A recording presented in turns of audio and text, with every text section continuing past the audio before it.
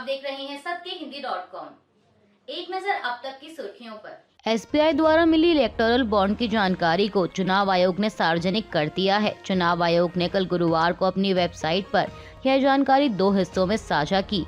पहले हिस्से में 336 पन्ने हैं जिनमें उन कंपनियों के नाम हैं जिन्होंने इलेक्टोरल बॉन्ड खरीदा और उसकी राशि की जानकारी भी दी गई है। वहीं 426 पन्नों की दूसरी लिस्ट में राजनीतिक दलों के नाम हैं और उन्होंने कब कितनी राशि के इलेक्टोरल बॉन्ड कैश कराए उसकी भी विस्तृत जानकारी दी गई है।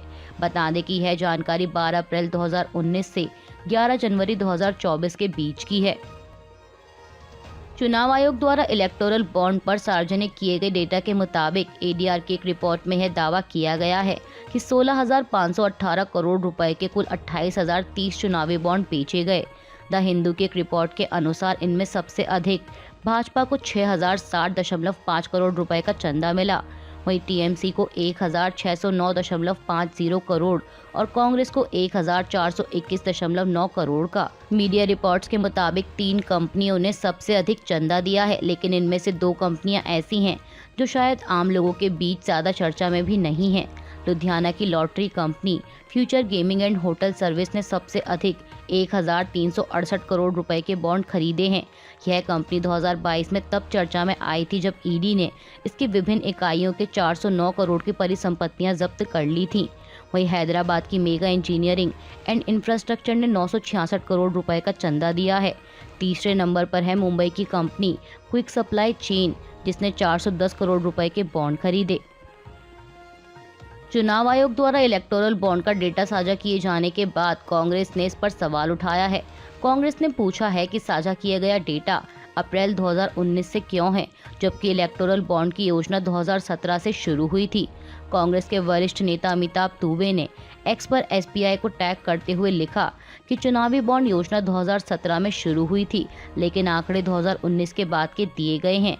उन्होंने आगे लिखा कि दान देने वालों की फाइल में 18,871 एंट्रीज हैं, तो वहीं प्राप्तकर्ताओं की फाइल में 20,421 एंट्रीज हैं।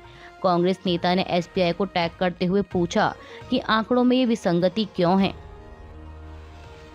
कांग्रेस नेता अमिताभ दुबे की पोस्ट को टैग करते हुए कांग्रेस सांसद और आंध्र प्रदेश के कांग्रेस प्रभारी मनिकम टैगोर ने कहा कि एसबीआई के पास सच छिपाने में महारत हासिल है। वहीं युवा कांग्रेस प्रमुख श्रीनिवास पीवी ने कहा कि प्रधानमंत्री नरेंद्र मोदी के नारे "ना खाऊंगा ना खाने दूंगा" का मतलब है कि मैं कंपनियों को धमकाऊंगा, ईडी के छापे डलवाऊंगा, चंदा इकट्ठा करूंगा और बीजेपी का खजाना भरता रहूंगा।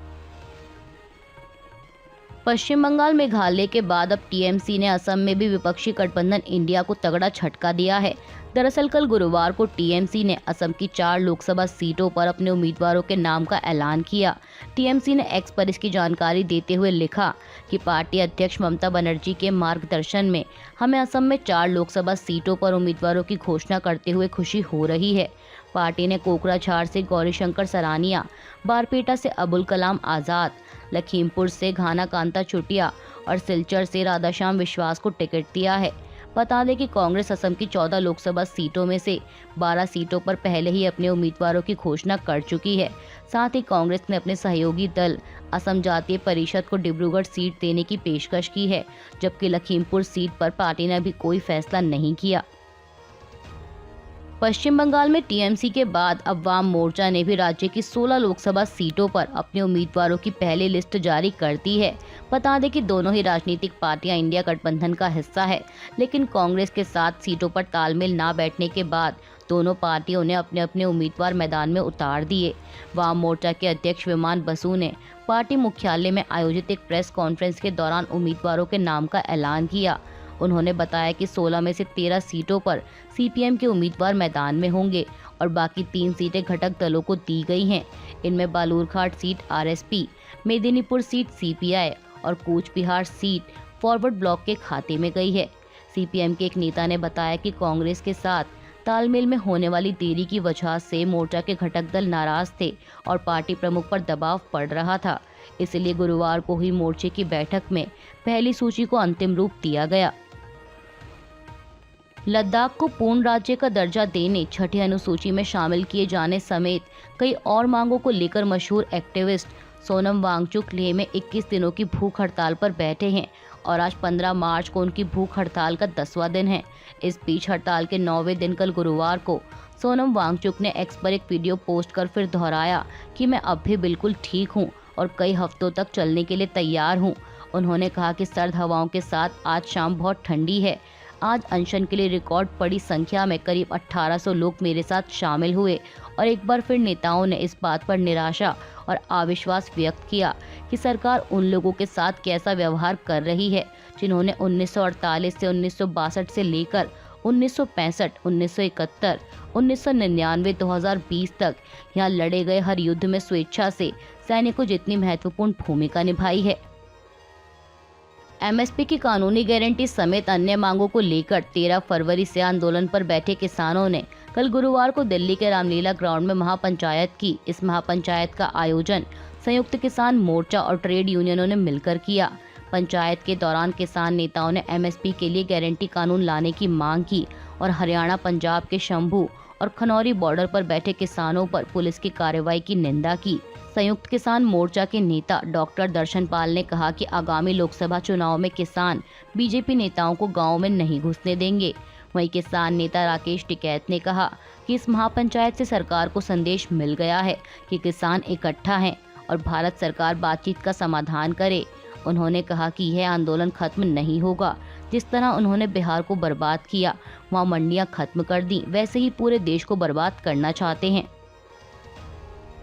पेटीएम का पेमेंट बैंक बंद होने से पहले कंपनी को बड़ी राहत मिली है। दरअसल national payments corporation of India ने कल गुरुवार को थर्ड पार्टी एप्लीकेशन प्रोवाइडर का लाइसेंस जारी कर दिया है, जिससे पेटीएम यूजर्स यूपीआई के जरिए भुगतान के लिए इसके ऐप का इस्तेमाल जारी रख सकेंगे और axis bank, HDFC, SBI, yes bank Paytm के पार्टनर बैंक के रूप में काम करेंगे।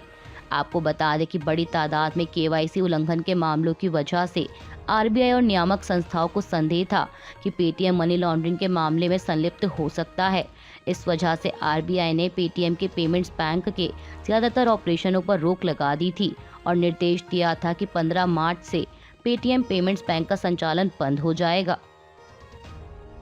लोकसभा चुनाव से पहले देश की जनता को पेट्रोल और डीजल के दामों में कटौती की सौगात मिली है। तेल कंपनियों ने पूरे देश में पेट्रोल और डीजल के दामों में 2 रुपए प्रति लीटर तक कटौती का ऐलान किया। नई कीमतें आज 15 मार्च सुबह 6 बजे से लागू हो गई हैं। पेट्रोलियम और प्राकृतिक गैस मंत्रालय द्वारा इसकी जानकारी एक्स पर दी गई। अब इस कटौती के बाद राजधानी में पेट्रोल की कीमत 96.72 की बजाय 94.72 रुपए प्रति लीटर, मुंबई में 106.31 रुपए के मुकाबले 104.21 रुपए प्रति लीटर, कोलकाता में 106.03 के मुकाबले 103.94 रुपए प्रति लीटर और चेन्नई में 102.63 रुपए के मुकाबले 100.75 रुपए प्रति लीटर हो जाएगी। दिल्ली के कथित शराब नीति घोटाला मामले में जेल में बंद आम आदमी पार्टी नेता मनीष सिसोदिया को सुप्रीम कोर्ट से झटका लगा है। अदालत ने कल गुरुवार को उनकी क्यूरेटिव पिटीशन खारिज कर दी है। दरअसल 30 अक्टूबर 2023 को सुप्रीम कोर्ट ने कथित शराब नीति घोटाला मामले में सिसोदिया को जमानत देने से इनकार कर दिया था और 14 दिसंबर को सुप्रीम कोर्ट ने उनकी पुनर्विचार याचिका भी खारिज कर दी थी, जिसके बाद क्यूरेटिव पिटीशन के जरिए वह इसी आदेश पर दोबारा विचार की मांग कर रहे थे। 4 मार्च को सिसोदिया ने उनकी क्यूरेटिव पिटीशन पर सुप्रीम कोर्ट से तुरंत सुनवाई की भी अपील की और अब कल गुरुवार को हुई सुनवाई के दौरान अदालत ने उनकी अर्जी को खारिज कर दिया है। यूक्रेन से लंबे समय से जारी युद्ध के बीच आज रूस में राष्ट्रपति पद के लिए चुनाव होना है, जिसके लिए 15 से 17 मार्च तक मतदान होगा। व्लादिमीर पुतिन एक बार फिर राष्ट्रपति पद के उम्मीदवार के रूप में खड़े हुए हैं। हालांकि भरोसेमंद विपक्ष के अभाव में यह चुनाव महज औपचारिकता रह गई है और व्लादिमीर पुतिन के 5वीं बार जीतने के पूरे आसार हैं।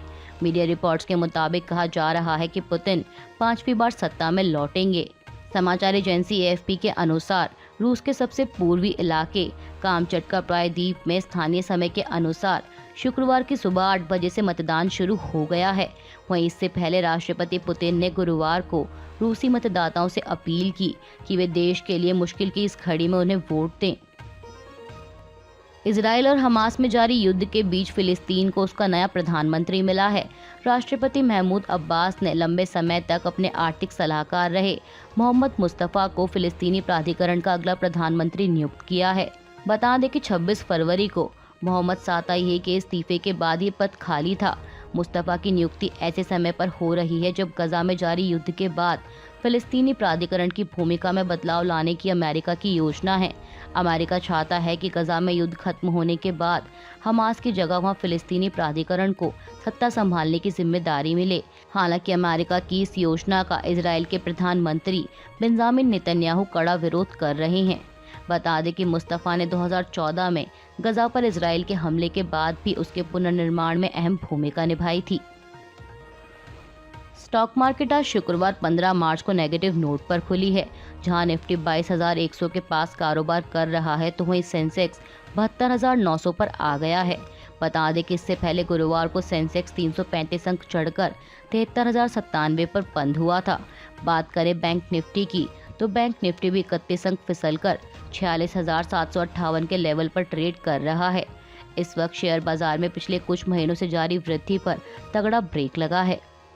अभी के लिए बस इतना ही। बाकी की खबरों के लिए बने रहिए सबके हिंदी.com के साथ।